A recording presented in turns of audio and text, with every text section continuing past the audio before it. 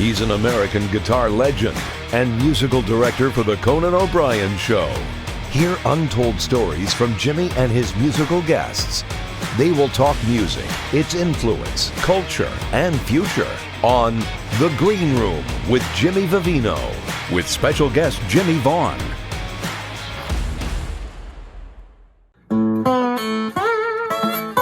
Yeah, something going on in the green room. Yeah, something going on in the green room right now.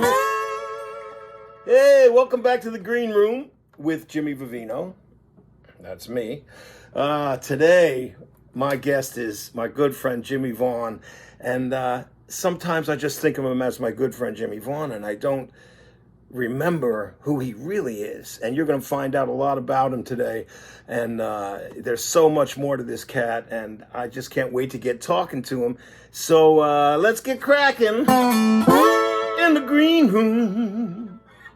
Hey, Jimmy V2 here. JV2, where's JV1? Is he on? JV1, right here, baby. Oh, man, there you go, brother. You know where that comes from?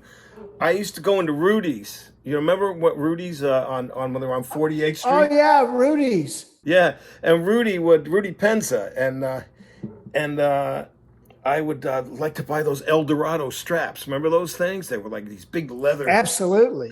Great straps, and Rudy said, I can't sell you this one because the other Jimmy V, he wants to buy this one. I said, who's that? He said, that's Jimmie Vaughan. I said, buy it. I'll buy it and give it to him, man. You know, but so that's where it came to Jimmy V1 and Jimmy V2, but then it became JV1 and 2 down the road when we started hanging out. Yeah. But that you remember the block there, how it was? I mean, it was so, there were guitar stores everywhere, man. Just it was fabulous. I think did you first get there in the mid to late 70s to New York? What was the first time you got to New York? Yeah, I was in the 70s. Yeah. So it would have been when I saw the Bottom Line shows that you guys did. Right. Yeah. And, you know, one of the first places we went that I went was down there on 42nd Street or wherever it was. 48th Street, yeah. 48. Yeah. Was there anything like that in Texas? A string of music stores? Or did you have to go to like one store when you were a kid? Well, you'd have to go downtown. There was a couple downtown Dallas, and then there was one in downtown Oak Cliff. But, you know, not like New York. No, but the guitar players in New York ain't like the ones in Texas, so it's a good trade-off. You know, speaking of which, I mean, I know your story's been told before, you and your brother, and did one of you may have been a drummer at some point? Was that true, or were you both guitar players? Well, no. When I first started playing guitar, there was a friend of my dad who my dad worked with, and they would play 42 dominoes games on the weekends. And so we would go over there usually on a Saturday afternoon. His name was Robert Louis Stevenson. Just like the famous guy. Yeah. And Robert Stevenson his son was the same name, and he was in a rock and roll band that used to play out on the Jacksboro Highway. The Jacksboro Highway was between Dallas and Fort Worth, and it was about 5 miles of honky tonks on both sides of the road. And it was just, it was Sin City. I mean, it was where you went to hear music. And that was where there were bands, and they were all in competition, you know. But anyway, this guy worked with my dad, and we would go over there on the weekends, and the guy was away in the military with his lead guitar player.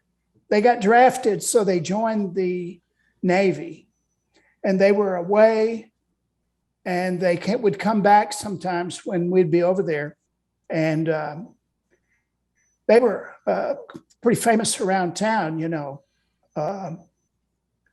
And anyway, that's where got started on the guitar and the drums.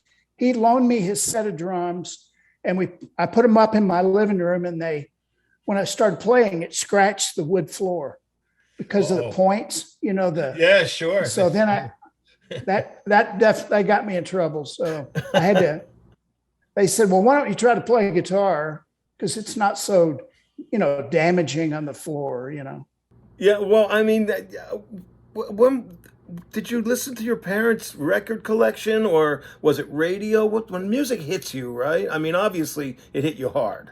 I mean, you heard it, and it meant well, it was mostly, it was, well, my dad had a record player, which soon became mine, and I got to put it in my room, and it was the radio. It was there was a show called WRR, a radio station WRR that had a Jim Lowe Cat's Caravan that came on like at 10 o'clock at night till midnight, and he would play Lightning Hopkins and Little Son Jackson and Chuck Berry and Jimmy Reed, and he would play all this stuff.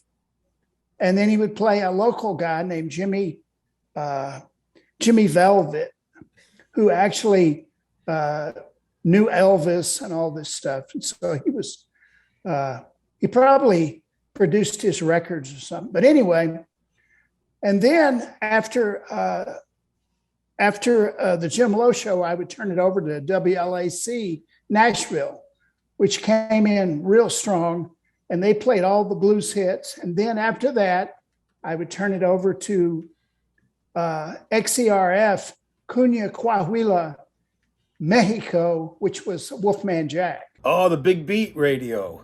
Yeah, okay. Yeah, that was that pirate station. Yeah. So I had all the best of everything. And they were playing like Howlin' Wolf and Chuck Berry and all that, Jimmy Reed. And so you had to search for that in New York. You had to find stations coming up from DC or from Chicago or Detroit. Late at night, you could catch them. The waves, they'd come on a wave, You'd wait, you kind of get it. You find a place in your room and sit there and listen to it. Because mostly, New York was just about pop music pretty much.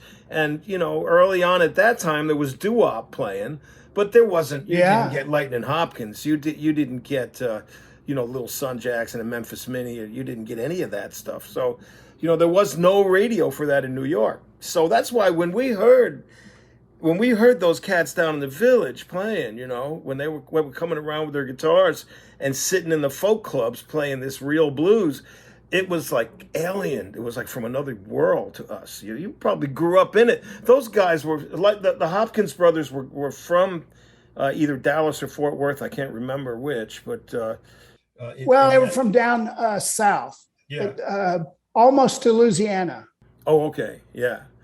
Yeah, but so Lightning Hopkins. Yeah, Lightning Hopkins. He had hits on the radio and stuff that they would play Jimmy Reed. Jimmy Reed was the biggest thing in Dallas.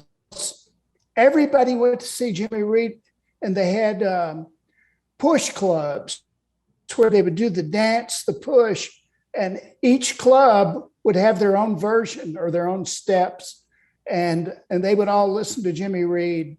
And Jimmy Reed was real big in Dallas and Houston and all over Texas because you could dance to it. And everybody danced. Sam Lay, they danced. That's what it was for dancing, right? You're not supposed to be like this, right?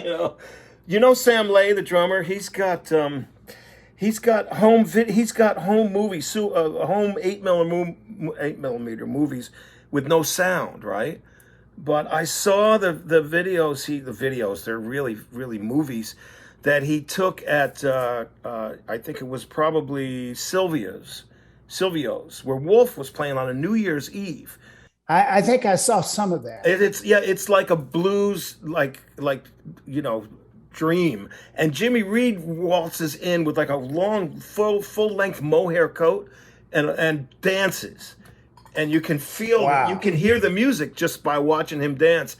His thing, Jimmy, we all know that, You know, he was the one. He couldn't even get signed by Chess, which is unbelievable. But him and Eddie Taylor, did you see that combination actually play together ever? I did. Wow. And I did. And when I was a kid, I didn't know which guy was doing what. Yeah. Because it wasn't like it was in a book, or I didn't see him in person.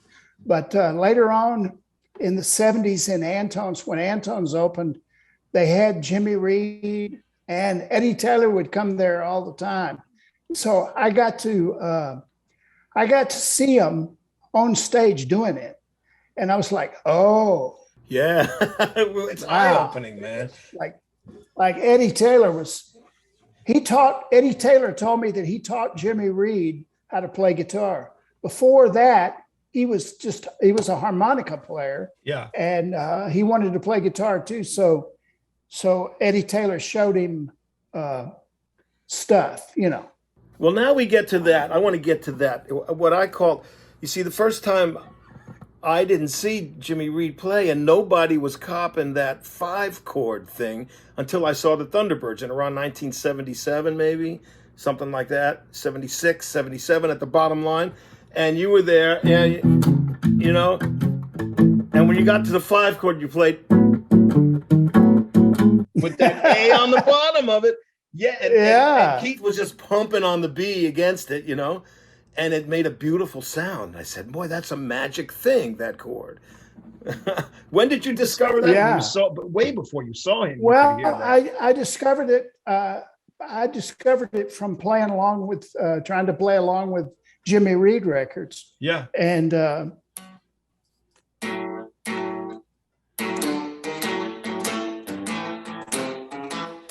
it'd be nice, man, if you would stand up for a minute and just play through the progression.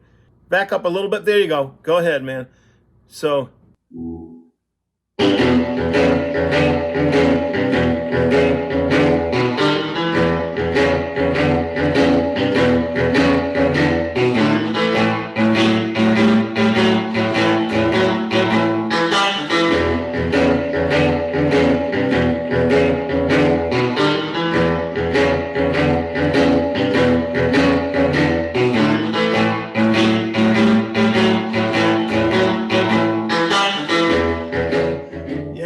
Yeah. You really have combined Eddie Taylor and Jimmy Reed in your learning. Because I didn't really know who was doing what at first, until I saw him, and then but luckily when we had the Thunderbirds, and even Lewis Cowdery before the Thunderbirds, we had Kim Wilson, so he could really blow harmonica and he could do all that stuff. So it just made sense, Let's talk about that for a second. Those you guys, right? You're all Kim. I think Kim is from out here in Santa Barbara or something. I don't know. He's not from Texas, I don't think. Not originally, no. Where did you all meet up? Well, I was playing at a place called Alexander's on Sundays. They had a matinee, and they liked us, and it was kind of out in the country. So me and Lewis Cowdery and Keith Ferguson and whoever we had on drums, and Angela Straley. All right, that's right. Yeah. Different people would go out there and play at a matinee on Sunday, and everybody would eat barbecue and drink beer, and it was fun. And so Kim came to town, and this lady named Shirley brought him over there on Sunday, and he sat in, and it was wow, So I'm gonna ask you this. Lewis was really good too, but Kim came in, and Kim was like, he was like George Smith or something, or he was like Little Walter, he was incredible. So I want to ask you a few things about that band, because in the middle of the what was sort of the punk scene, in New York, I don't think it hit Texas. You guys were playing good music all the time. Guitar players were playing guitar a different way. There was a revolution in punk music, but at the same time, exact same time, the Thunderbirds are coming around, right? And they're like a gang. It looks to us, New Yorkers, these guys look like they're from the Bronx and they're going to beat the shit out of you. They look tough. You guys look, I know now that you're all really nice guys, but you look tough. And the same thing was with a band called the Stray Cats, Brian's band. Those guys could play too, man, and they were doing a sort of an updated retro thing. But the Thunderbirds had something else that nobody had. We had never heard of Lazy Lester, Guitar Gabriel, anything from Excello, not even, all we heard was the Stones doing Hip Shake. We didn't know much about Slim Harpo. Where your repertoire, your first couple albums, is loaded with that sound of the swamp kind of sound. Who brought that into the band? Did you all agree or just know those songs? Or Well, we just wanted to play that because we thought it was a little bit different than what the popular blues bands were doing, the Chicago thing. They were doing the Chicago thing. The Chicago thing, and then there was ones in New York too that had records. Oh yeah, they were good ones, but like the Butterfield Band kind of established what blues was. But we didn't know this other thing existed, which is to me. Well, the thing was that Keith Ferguson, the bass player, he had every Excello record.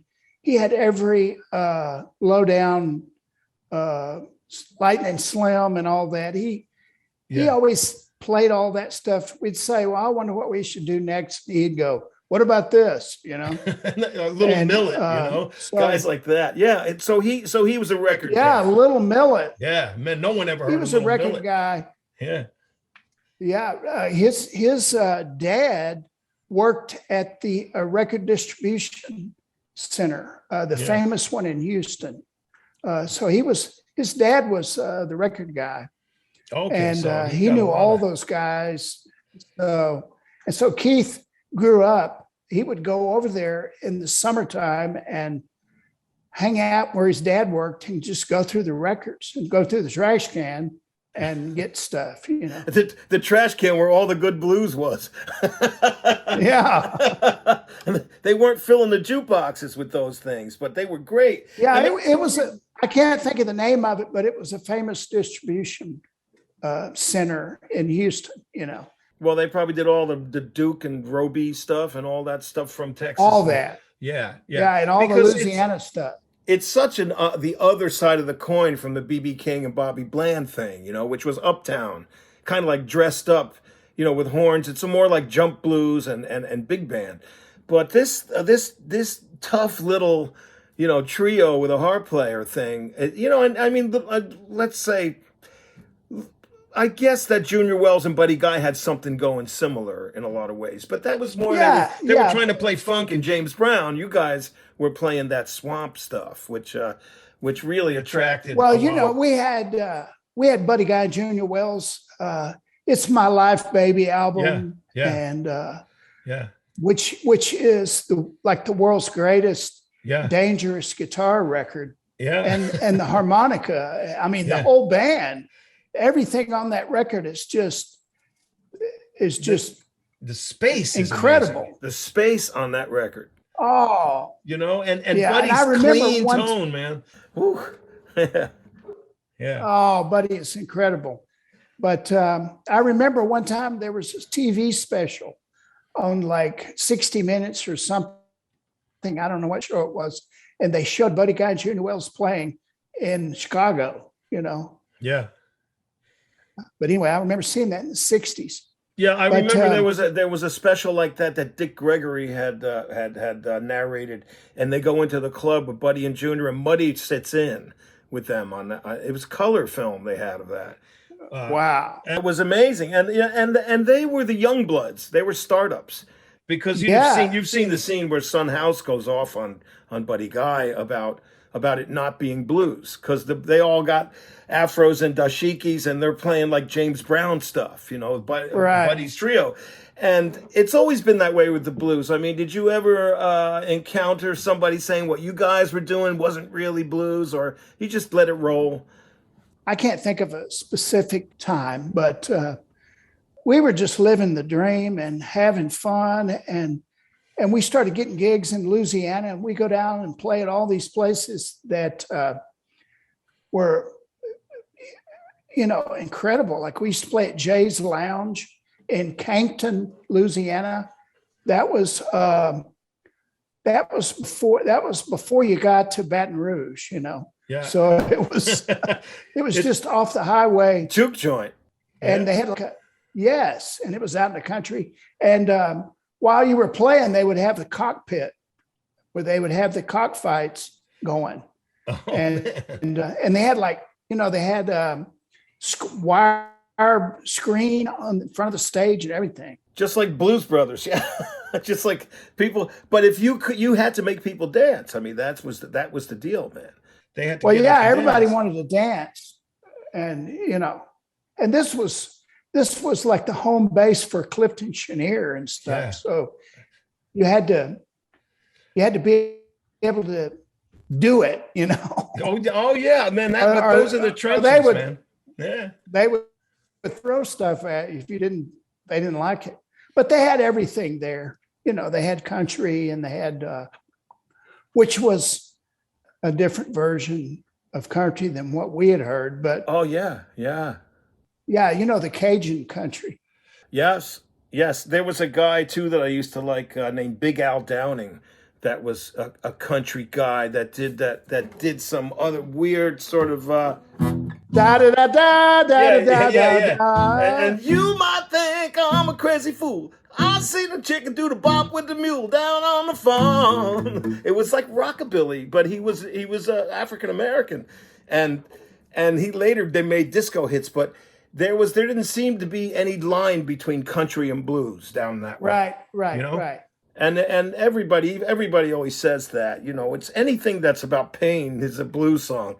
I used to go see the Thunderbirds all the time, right? And I have a funny story. I don't think I ever told this to you. And I with no disrespect though, we would sit there. We were Thunderbirds heads. We got to see the T-Birds, and your little brother would come to sit in. Even at the bottom line one time, he came to sit in, and my friend turns to me and says, "Here comes the Hendrix Kid." And I'm like, what do you mean, here comes the Hendrix Kid? Yeah, because he was like, trying to say, oh, well, it should only be this one way. You know how people are about their blues, right? They only want it one way. Right. But your brother could play. There's no doubt about that. I mean, absolutely. There's no, and it's a matter of, so many people I know copy your style. There's a kid up in Canada, J.W. Jones. He just loves you. And he even fingers notes like you. He'll even, he'll hit the note and go like that. You don't even know that you do that probably. It's just the way you play. But this guy's got it down to playing the way you play. And I've seen people do it with your brother, and I think it's a mark of success. That's imitation is flattery. But I can't imagine what it's like to be at the point where there's a retrospective of your music out. You've gotten to an age where now there's a box set coming out of stuff that none of us have heard. Some of it, your really early stuff, right? 45s or whatever. Tell us about how that came about. This thing is coming out on the 17th of September, I believe. Yeah. Yeah. Well, I had the good fortune of signing a record deal with the world's greatest record man, Malcolm Mills. And he is over in London, but he knows everything about blues and country. And he's one of those guys that knows every Cajun record and every, you know what I mean? He's one of those guys. He's one of us. He has a record distribution company, and they put out a lot of reissues that we love today that we've listened to over and over and over and over. He was the guy that reissued them and stuff. Yeah. So anyway, I got hooked up with him, and he said, well, let's make a big box set called the Jimmie Vaughan Story. And he really did it all. Like I pulled all my tapes and cassettes and old records and all that kind of stuff, and YouTube, and pulled it all out, and we sent it all to him. So, hey, what about this? What about this? And he made the Jimmie Vaughan Story out of that. And is it chronological in order as far as listening goes? Yeah, and it's got a book. It's the looks like an old amp. Yeah. And it's got a book in there that tells the whole story. And how many CDs are in there? 5 CDs. Okay. And there's it's vinyl 100. too? There's vinyl. It's listed by CD, but there's over 100 tracks. And there's live stuff. There's stuff that I did on TV, or somebody copied it, captured it on video or something. And there's a track with me playing with the Longhorn College band, the football team. They had me come and play with the football marching band, a halftime. Yeah. With halftime, with the whole marching band, and then the drill team did Vaughn on the stage. Wow. I mean, on the stage. I'm calling it stage, the football field. And there's a picture of it in here. All kinds of weird stuff like that, and just crazy pictures and television ads, and a lot of pictures from Antone's. Like I just opened it up. Here's James Cotton. Here's well, I bet Hubert's in there somewhere. I'll bet you. Who else used to play? Hubert's all over it. And Larry Davis, the guy who wrote Texas. Yeah, Texas Flood. Texas Flood. Yeah. I think Lightning played there a lot. Clifford was an angel, man, as far as blues.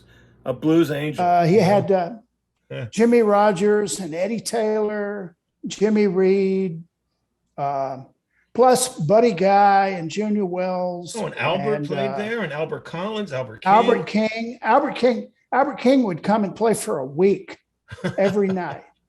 Wow. And so you guys were watching it a lot too. And you would sit in, I'm sure, a lot of times with cats, or back them up. If they didn't have a band, like Albert always had his band, and a lot of them had their band. But if they didn't, it was the T-Birds and some others that would be the backup band. Yeah. So we had to bone up, and we knew all. It was like blues college.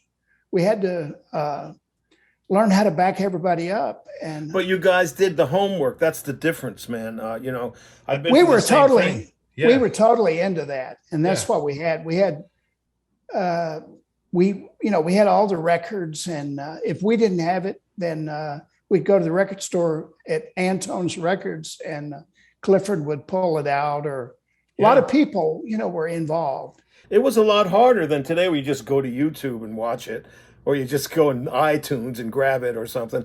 But we really had to work to get to our records back then. When we got them, we had something that you just absorbed everything about it, right? I mean, it was absolutely incredible. And liner notes and who was playing on it and all that, man. And so let's see. I'm trying to remember. We've had conversations about Johnny Guitar Watson, right? We've had talks about you and I have had discussions about who do we think might have played on the original Boot Hill record, and we still don't know. We thought it might be Ike Turner or Johnny Watson. I remember you called me from your bus because we were saying, is it Johnny Watson? Is it Ike Turner? It's some wild wang bar stuff going on. Yeah, that's incredible. Yeah. I don't know if we ever figured out who that was. No, because we could never figure out where the record was made. Right. Yeah. Well, we should get to the bottom of that. We need to, man. And that and the picture of B.B. King playing the double neck. What is that guitar? We still don't know. And there's a couple things on the bucket list. Yeah. Johnny Watson, right? Now there's the capo, okay? When I know a lot of times you'll use a capo now. You like to play an F, especially with organ trio, which is your thing, really. F is the organ player's dream. They live there, that's where, and it just feels right. It doesn't seem the same if you take it off and play the song in E. It just feels right in F, Yeah. Well, the great thing about it was Albert Collins, and there was several guys. Gatemouth. Yeah. Johnny Watson and Gatemouth. I think Gatemouth was really the beginning of all that Houston electric guitar stuff. It was Gatemouth, because Gatemouth and T-Bone used to battle it out. Yeah, okay. So back when they didn't have cutaways on their Gibsons, like they had like 1 or 2 P90 type Gibson guitars with no cutaways. And anyway, there's a really good photo book of somebody took pictures of a Gatemouth and T-Bone Walker gig where they're both playing those guitars. Yeah, they're probably battling it out, man. Yeah, absolutely. Because Gatemouth was confrontational, as I recall, my few encounters with him. He wasn't the happiest guy. Well, he wouldn't take any. He wouldn't. No. He wanted everybody to understand that he started this. And it's true. He had a chip on his shoulder about it, but rightly so, because everybody always says T-Bone and then B.B. King. They leave Gatemouth. Gatemouth was amazing. He was right there. Yeah, he was right there and playing sophisticated stuff with the open capo kind of thing. Absolutely. And when T-Bone was really hitting it big in L.A., like he went to L.A. and started making records. Yeah, Johnny Otis show, all that stuff. Yeah, all that stuff. Gatemouth was right there. Yeah, Gatemouth. Yeah, I mean, what was that famous club that T-Bone played at, and he would go on tour? Gatemouth would step in, and it would be the Gatemouth show. So. And anyway, Gatemouth was a bit more in the grease, T-Bone was pretty clean. He's pretty clean. He's kind of uptown, He had but Gatemouth would be shouting and stuff, man. They were fantastic. They were fantastic. And they, those guys. I didn't get to see either one of them play live, but Gatemouth I did, but it wasn't the same. It wasn't the same in the Well, let me tell you a story. This is a little story. I was about 14, and I heard that B.B. King was playing in Oak Cliff at this place called the Central Forest Club, and it was on. So I got over there. I didn't tell anybody where I was going. I got over there, so I'm standing out front, and it's a matinee show, so it's daytime. It's on a Sunday. And BB had been playing there on the weekend, Friday, Saturday, and then they did a matinee on Sunday. So on the Sunday, it was Freddie King, Lowell Folsom, Little Milton. Oh, man. T-Bone Walker. When T-Bone Walker got on stage, he played the organ. Like there was too many guitar players. Yeah. And it was BB's show, so you can imagine. And but anyway, so I'm standing out front. I can't get in because I'm 14, and everybody's in there. And here comes T-Bone Walker with his 2 little twins, who were his grandchildren, I think. 2 little girls dressed in cute little dresses with pigtails. And he comes walking up with them, and he goes, when he walked up, I said, T-Bone Walker. And, and he said, yeah, son, what are you doing out here? And I said, whoa, I came to see the show, and I wanted to get in, but I'm too young. And so he said, and he talked to me for a long time. He told me he just got back from Europe, and introduced me to his little grandkids. And then he said, well, I'll tell Harold to let you in, but you got to promise you won't drink. And so I said, no, I won't. So there's somebody named Harold let me in the side door, and I got to see the whole show. Oh man, see? So it was incredible. That's movie shit, man. But I got to meet I got to meet T-Bone like out front. Yeah. And so Well, our buddy Steve Miller tells us that he played house parties at Steve's house. His absolutely. Father, his father T-Bone's dentist? I can't remember exactly. Yes, what. He was T-Bone's dentist. Yeah. And his father apparently liked T-Bone Walker and everybody else. And Steve tells about T-Bone Walker's Cadillac convertible with leopard seats and being parked out front of the house. And what an incredible story. Well, he sent me, I'm sure you have one too. You probably got one years before I did. He sent me that tape that was made at the party. Yes. And I went back in turn and I identified every song that they were playing. A lot of standards. They were playing a lot of jazz standards, man. It was incredible. Yeah. Cause I guess that they were playing, trying to play something that maybe the parents would like. Sure.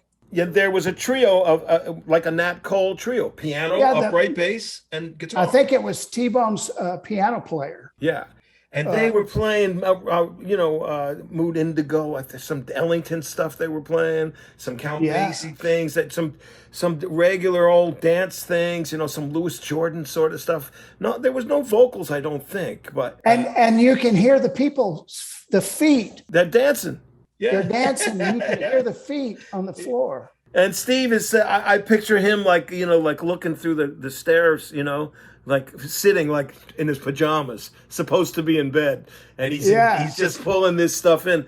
That's the thing about live music. When you can listen all day or go on the computer all day and we can watch guys play, which is nice now. We can see videos and stuff. But I know from going to see you guys play early on and going to see everybody, Howlin' Wolf and Muddy and everybody, that being there watching them play, you learn so much more. And also you learned about how to run a show from those guys. They were showmen, all of them. They were showmen. They were putting on a show. Yeah. And nobody. And T-Bone Walker was a dancer.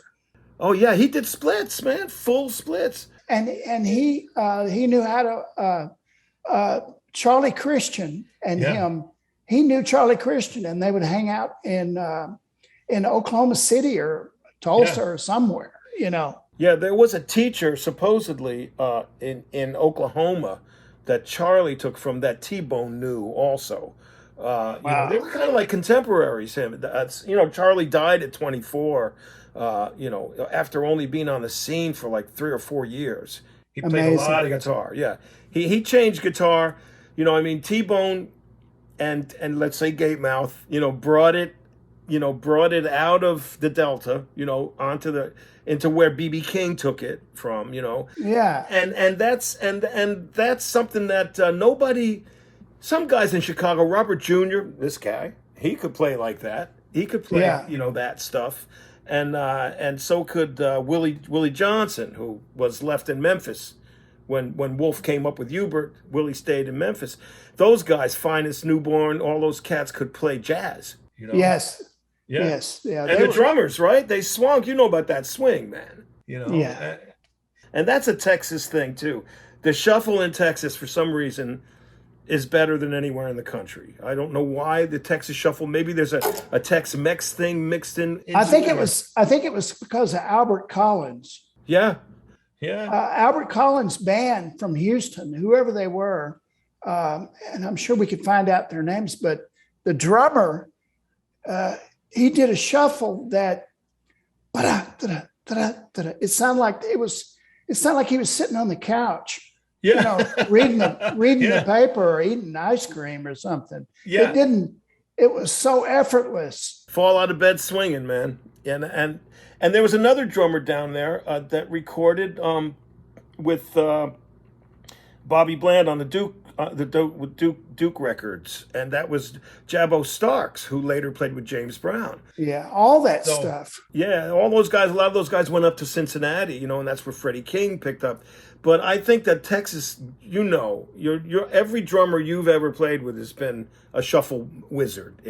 It's important, and Jason, your new cat, man, he's really good, man. He's really good, and of course George retired. Yeah, George was. I got to play with George for like 30 years, and George was the greatest. And he was from Fort Worth, and he learned all that stuff at the Cellar and playing with different people. He played with Delbert McClinton and all these different people. Well, George Rains, who I had the honor of playing with you at Seaboys, I almost didn't want to turn towards the audience.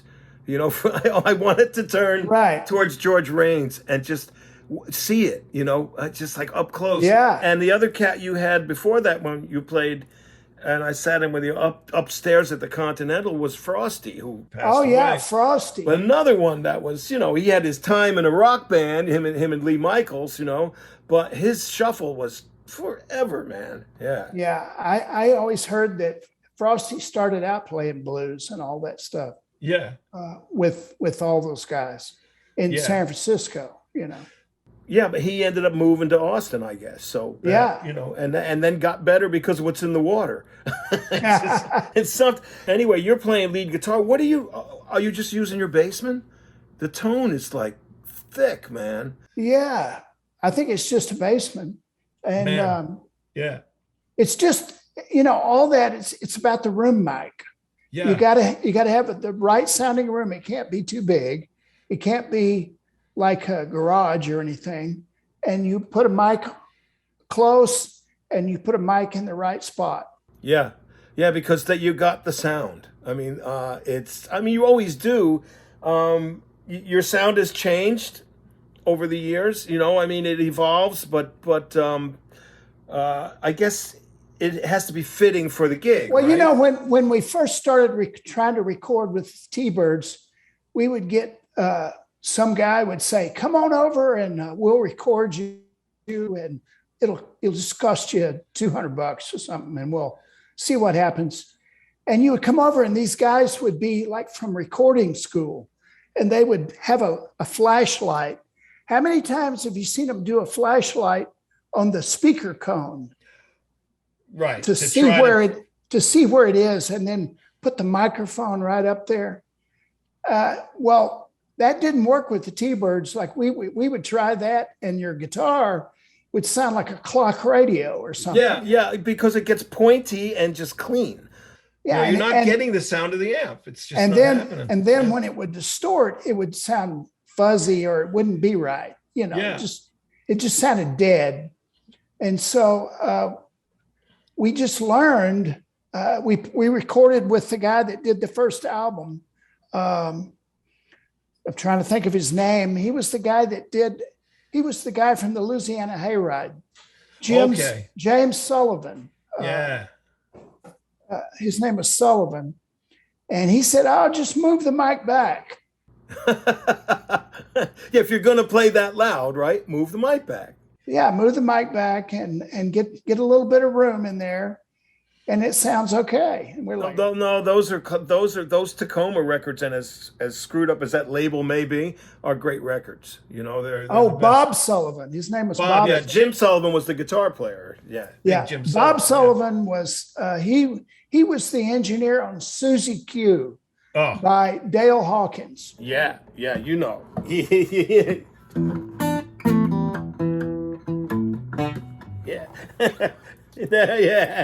Yeah, and that's Burton. That's James Burton on guitar. James Burton. Yeah, that was like. And I don't think there's even a bass player. As I listen to it, there might be an upright somewhere in the corner. You can barely. Yeah. But, fantastic. Isn't it just a class? Those records. What do you think? If I had to hit you quick and say quickly, what's your favorite record?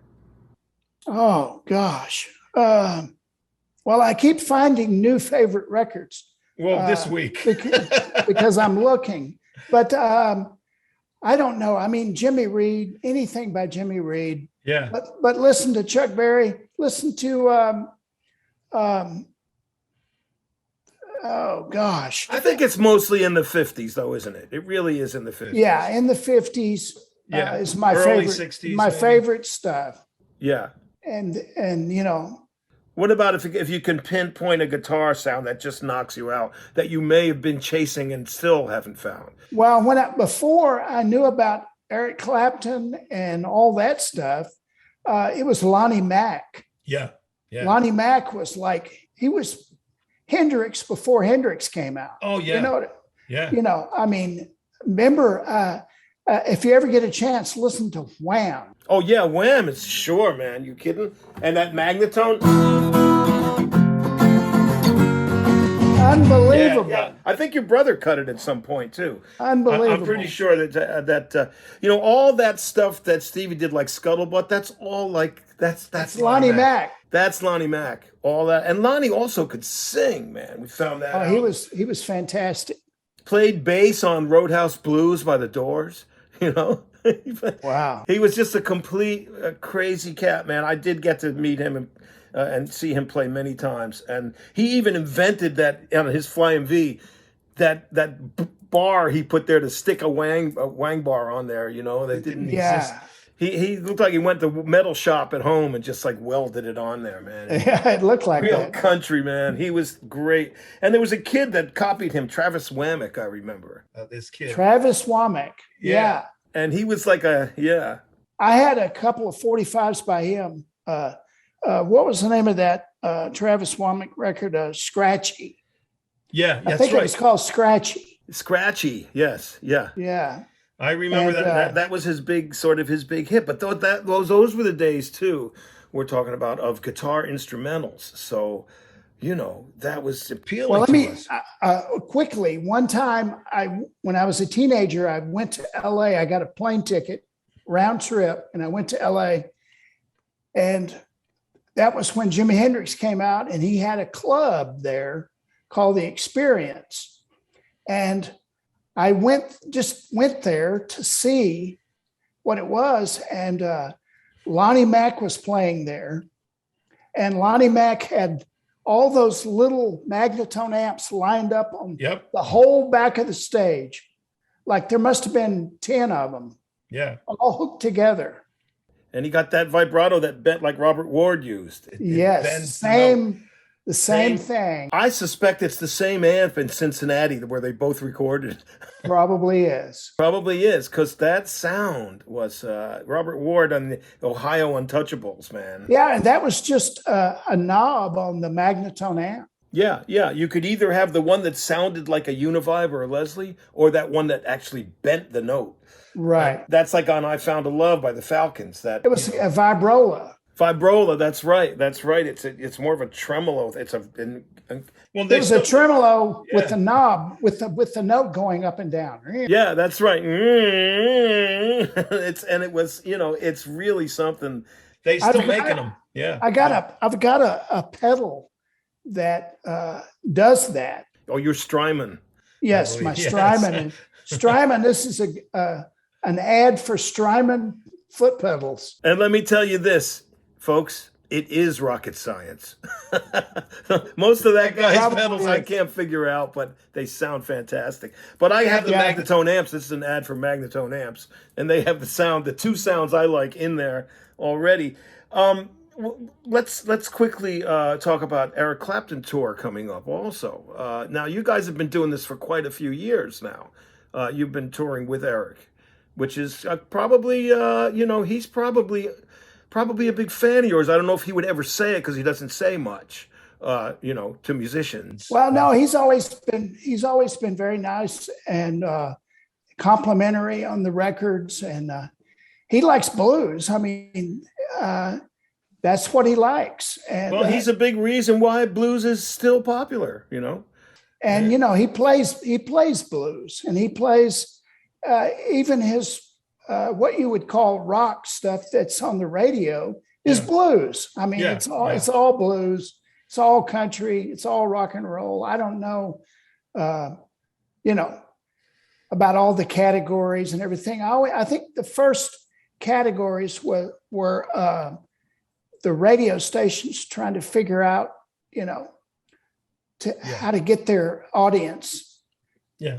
I don't even know. Well, we had a more, and I talk about this all the time when I do speak to musicians on this show all the time, that we had a better, well-rounded radio stations to listen to, because we got everything on those. You would get Louis Armstrong, and you would also get, maybe, you'd get like doo-wop, and you'd get some blues, and you get some rhythm and blues, which were really close. Rhythm and blues is blues as far as I'm concerned. Yeah, it's all blues. Isn't it? It is all blues. That's right. It's all American stuff. And I'm so grateful to have been born here in the States. And my uncles on both sides of the family, my dad's side and my mom's side, played guitar. And I got to hear the hillbilly side of all that.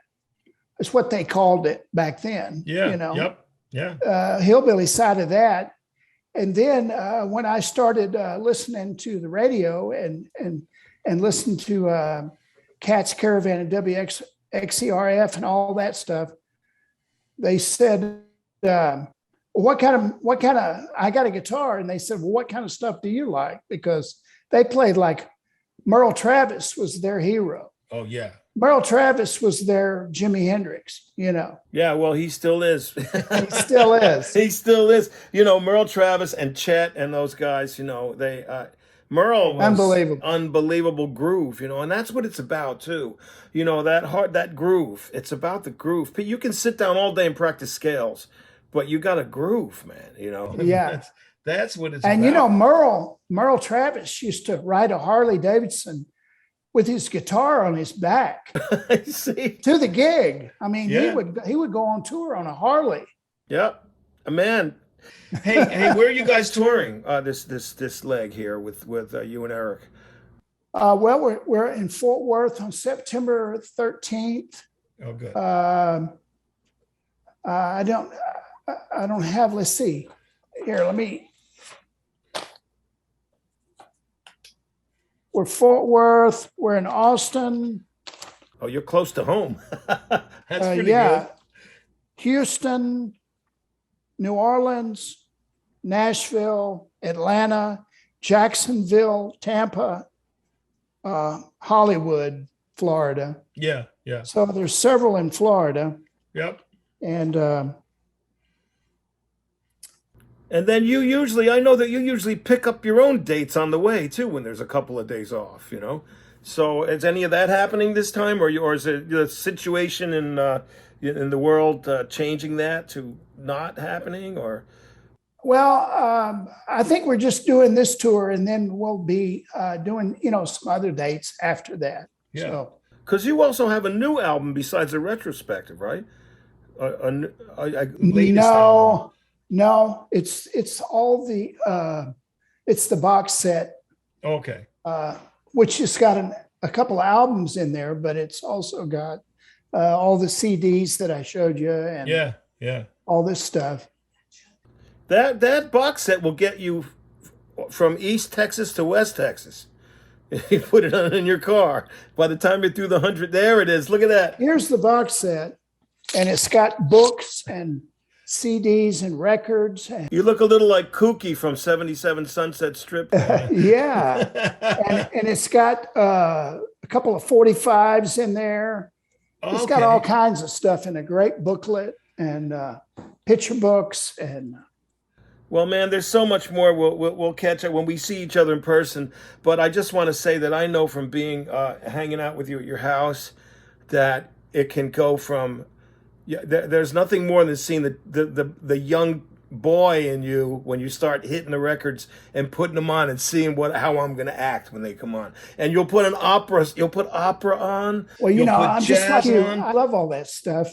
I like it all. Yeah, well, and I also like that you will listen to stuff because you love the music, not because you want to try to learn that song or that record or that style. I think you can appreciate it, and just by osmosis, you pick up from every form of music that you listen to, and it still comes out Jimmie Vaughan, which Well, is I'm fortunate. I have twin daughters who are 17, and they take piano lessons, and so they've been taking piano for about 4 years, I think.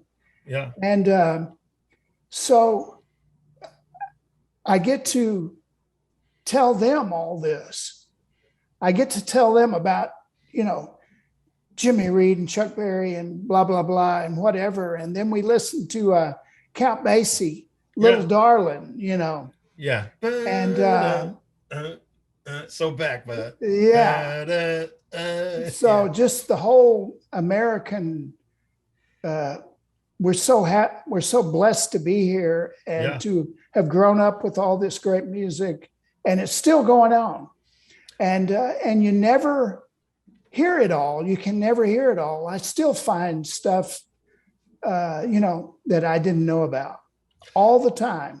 Well, there's a compliment I must pay you and your brother too. I know it's you in two notes, either one of you, and it seems that your personalities, I don't think, you've both influenced players to the point of frustration sometimes. One of you because it's just it's little wild, but the other because it's so restrained. It's like that to me. You are not going to fill a hole because it's there. The story about what if you were in the room with all your favorite guitar players and you were doing a roundy, right? Yeah. And they all played, and then it got to you. What in the world were you going to do? Because you couldn't do what they did, even if you could, you wouldn't. So that was a good way for me to try to think of a way to ask myself, what do I do? Yeah, because that's what Hubert Sumlin did, heart to hand, I don't think the head can come into it, and it's also for that reason, to me, your playing is more conversational. It's like when you speak, there's pauses when you speak, You right. Speak, it's like a paragraph. Exactly. Right? And you have some people have no punctuation in their playing. You read the first line, and then you read the second line and you make a point, and then you have to have an ending, a beginning, a middle, and an end. Yeah. But actually you just have to talk. Yeah. That's what you want to do. I mean, a lot of my favorite guitar players and musicians, period, they speak, and you hear that when in the phrasing. Yeah. That's why Albert Collins gets me so much. Incredible. And his right hand, that it's percussive. It's like a drummer. Yeah. He's one that for the books, man. But I got to say that that it's almost like you can sit down and copy, but to find yourself, I think that's the best advice we could give anybody. Okay, that's just an exercise. It's like an athlete. When a baseball player hits the ball, he doesn't drop down and do push-ups. He plays the game. So, and it's not about speed. Miles Davis, that's how come he became so great. He couldn't play like Charlie Parker. So he found a way to go, but and slay you, And that's it's all personal, man. Yeah. Well, the goal could always be to try to find yourself. I always liked the story about the, roundy. What are you going to do when it gets to you? And then you have to ask yourself, what do I do? And then try to do that. Yeah. So, I mean, one note can do it, especially that when you got your capo on and you hit that double note, that thing, how powerful that is. That we all have our tricks. I went and got myself a Coronado because you have one. I don't sound like you. But they're a pretty cool guitar, though. They are. You turned me on to how cool they are. Because anything that's woody sounding. I noticed that you don't use pedals. You know, I never saw you use pedals. I never saw you use fuzz boxes, and maybe you went through it as a kid like we all did. But when it came to being Jimmie Vaughan, it seemed to me you came out with the Thunderbirds fully formed with this sound. I think it was 2 super reverbs when I saw you. You chained together, or maybe 2 bassmans. But well, I just clean side. I just love all that stuff, and I was just trying to, be with them, and Kim was really great, and Fran and Keith and all the guys that we had in the band were really fun, and we just were trying to do something, that felt good. Yeah, and entertaining. I remember Kim with had a little harp around his neck. He'd go out in the audience and play that little tiny baby harp. He had, but also just this one last thing about that. I just can't get off that band, man. How great it was when I saw it. It seemed that you had also there was this style that I copped right away of playing lead guitar and then going to the rhythm chord. Answering yourself, almost backing yourself up, because you were a trio. And I don't think anybody did it quite like you do before I heard you do it. Well, thank you. I mean, we were just, we were hoping that we could, play with Buddy Guy and Junior Wells or something. You know what I mean? Yeah, for people that don't know, when you go, you go.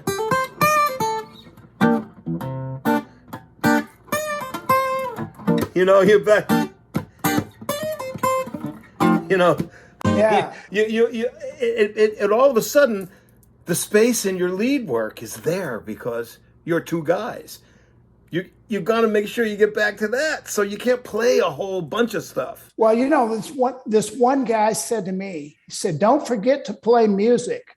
I think that there is no better closing line for today. Then don't forget to play music. How often we all forget at some point. Well, I've done my share of forgetting. Well, while I was on stage, I want to say to the people out there, I was on stage with Jimmy and Billy Gibbons and like 10 other guitar players, and Jimmy turns to me and says, "This isn't music. Don't worry about making music now. He said, just have a good time. He said, just enjoy yourself. Where we get 10 guys. Remember that time with the Hubert thing at the Apollo? Where we couldn't even breathe on stage. And there's Keith and you and Billy and Gary Clark and everybody's up there, man. It was incredible. Yeah, but it wasn't. And the wonderful thing about that show, it was for us to remember because nobody taped it. Nobody videoed it.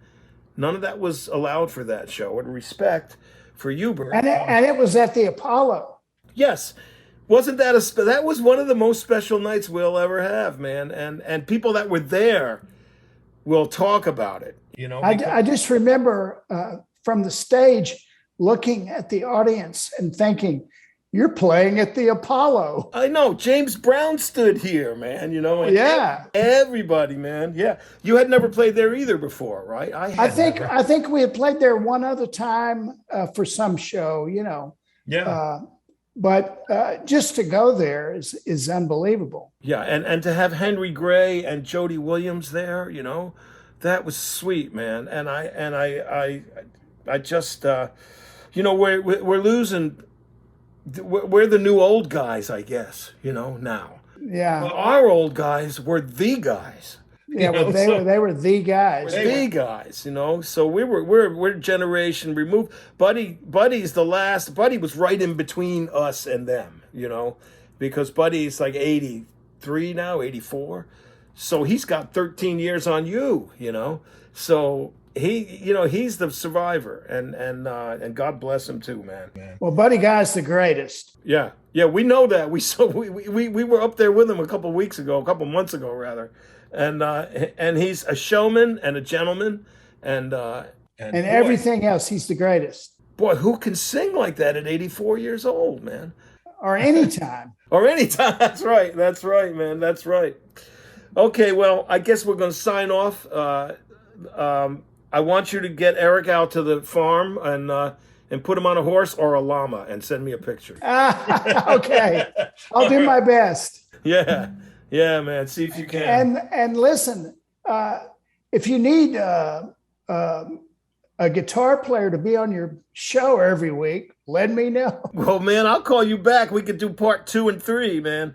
But you want to stand back a little and play us out with something? Okay, That'd I got be really nice. Yeah.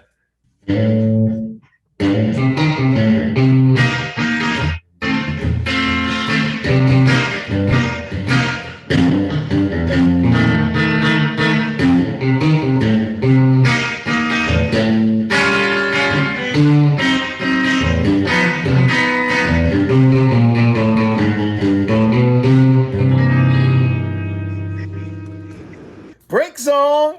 All right, man. Thank you, Jimmy. Thank you, man. All right, man.